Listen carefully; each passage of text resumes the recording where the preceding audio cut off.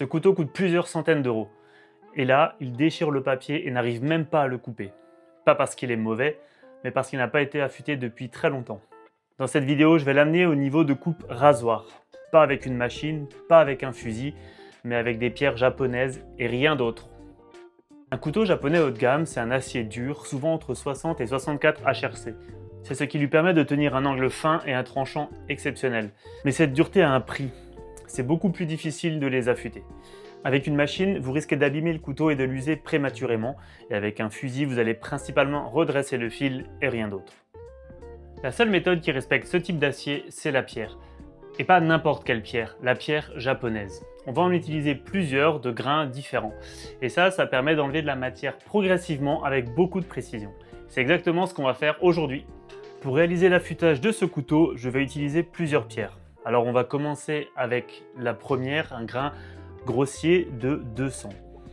La première pierre, c'est la base. On fait les fondations, on crée un morphile. Ça va permettre de reformer le biseau, de corriger les défauts, enlever les éclats et de créer le fil. On l'utilise quand le couteau est vraiment émoussé, très abîmé, ce qui est le cas aujourd'hui. Avec des mouvements réguliers, j'appuie assez fortement pour enlever rapidement de la matière et ne pas passer trop de temps sur cette pierre. La deuxième, c'est un grain moyen de 800. Une pierre de transition qui va jouer entre la 200 et la 1500. Là, on va commencer par effacer les rayures laissées par la première pierre et affiner petit à petit le tranchant. Vous voyez la boue qui se forme, c'est normal, c'est ce qu'on cherche, il ne faut surtout pas l'enlever. C'est un mélange de liant de la pierre avec les parties de métal qu'on enlève. Ensuite, on passe sur la pierre 1500, même force appliquée que la pierre précédente. Et on passe bien partout, on passe un petit peu de temps dessus quand même, l'objectif d'arriver à un tranchant qui soit propre, où il n'y a plus de micro-impact comme on l'a vu sur la pierre précédente. On passe des deux côtés et on vérifie à chaque fois que notre couteau, notre tranchant est prêt. On peut passer les doigts sur la lame et vérifier que ça commence à couper. À ce stade, on a un couteau qui coupe. Aujourd'hui, les pierres synthétiques sont de très bonne qualité et donnent d'excellents résultats. Personnellement, je travaille avec des pierres Splash & Go. Elles ont l'avantage d'être faciles à utiliser et elles sont prêtes instantanément avec uniquement quelques gouttes d'eau. J'en choisis de très dures, ce qui limite leur usure et elles se creusent donc moins rapidement.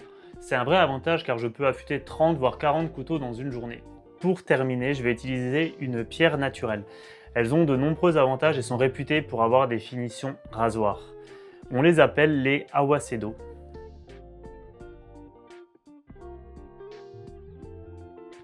On va passer suffisamment de temps pour enlever les rayures de la pierre précédente. Mais c'est largement faisable et c'est ça le point important quand on a des pierres de qualité comme celle-ci.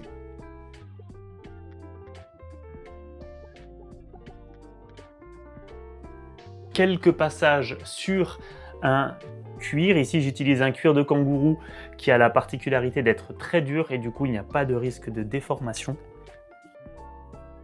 Le passage sur cuir, ou stropping en anglais, permet de dégager le tranchant du morphile et donc de l'enlever. Cela donne un résultat vraiment impeccable puisque notre tranchant va être exempt de mini particules de métal qui pourraient se courber très rapidement pendant les découpes. Et on va passer au premier test, la découpe du papier.